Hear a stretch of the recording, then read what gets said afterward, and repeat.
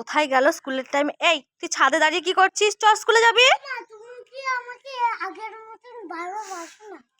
কি আমি তোকে আগের মতো ভালোবাসি না? কেন এমন কথা বললি?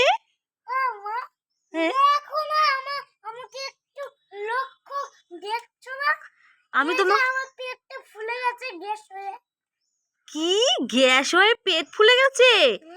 আজকে ফুলে যেতে পারবো না তাই। কই আমি তো তোর পেটের দিকে তাকাইনি, তাই তো রে পেটটা ফুলে গেল কেমন করে? কি খেয়েছিস? আর জ্যাম রুটি খেয়ে পেটে গ্যাস হয়ে গেছে? ই বাবা, তাই তো। তাই না, গ্যাস হয়ে গেছে। দাঁড়া থেকে দাঁটা নিয়ে আসি, পেটটা কেটে গ্যাসগুলো বের করে দিই। দাঁড়া, হ্যাঁ ভালো হয়ে যাবে। এ বাবা, কুরকুরে প্যাকেটটা